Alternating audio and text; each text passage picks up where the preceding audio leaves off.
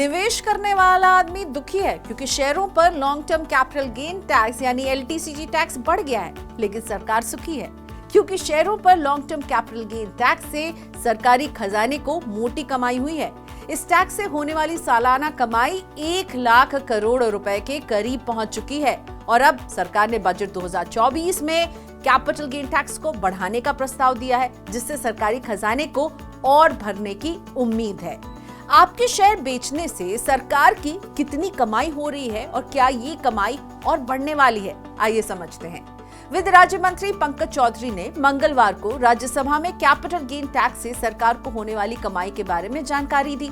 उन्होंने बताया कि फाइनेंशियल ईयर 2022-23 में लिस्टेड इक्विटीज पर long term capital gain tax यानी एलटीसीजी टैक्स से सरकार को 98,681 करोड़ रुपए की कमाई हुई थी।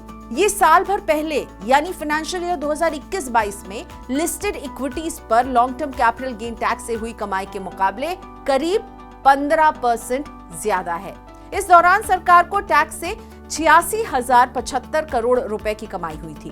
पीटीआई की एक रिपोर्ट के मुताबिक फाइनेंशियल ईयर 2020-21 में 38,589 करोड़ रुपए की कमाई हुई।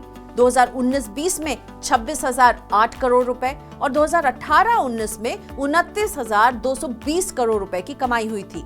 इस तरह पिछले 5 साल में एलटीसीजी टैक्स से सरकारी खजाने में 2,78,000 करोड़ रुपए आए हैं। देश में शेयरों और शेयर ओरिएंटेड म्यूचुअल फंड्स पर अप्रैल 2018 से long term capital gain tax लगना शुरू हुआ है। ये पूछे जाने पर कि क्या सरकार फाइनेंशियल ईयर 2024-25 के दौरान इक्विटी और इक्विटी से जुड़े म्यूचुअल फंड पर एलटीसीजी टैक्स को खत्म करने का विचार कर रही है, तो इस पर वित्त राज्य मंत्री पंकज चौधरी ने कहा, ऐसा कोई प्रस्ताव नहीं है। अभी तक शेयर और शेयर ओरिएंटेड म्यूचुअल फंड यानी इक्विटी म्यूचुअल फंड्स पर long term capital gain tax की दर 10% थी। हालांकि वित्त मंत्री निर्मला सीतारमण ने 23 जुलाई को पेश हुए बजट में इसे बढ़ाकर 12.5% करने का प्रस्ताव किया है। अभी तक सालाना 1 लाख रुपए तक के लॉन्ग टर्म कैपिटल गेन पर टैक्स नहीं लगता था, यानी किसी भी फाइनेंशियल ईयर के दौरान अगर आपको 1 लाख रुपए का गेन हुआ है तो वो टैक्स फ्री रहेगा और 1 लाख से ज्यादा के गेन पर कैपिटल गेन मानकर टैक्स लगाया जाता था, long term capital gain tax. इस बजट में छूट की इस लिमिट को बढ़ाकर 1.25 लाख यानी 1,25,000 रुपए करने का प्रस्ताव किया गया है।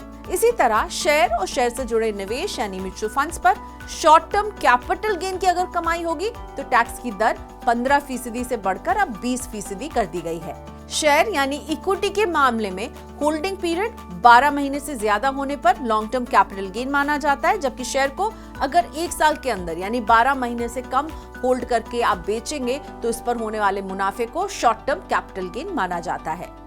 जानकार मान रहे हैं कि इक्विटी और इक्विटी म्यूचुअल फंड पर long term capital gain tax बढ़ाने और प्रॉपर्टी और गोल्ड में long term capital gain tax के केस में इंडेक्सेशन बेनिफिट को हटाने से सरकार की कमाई बढ़ सकती है।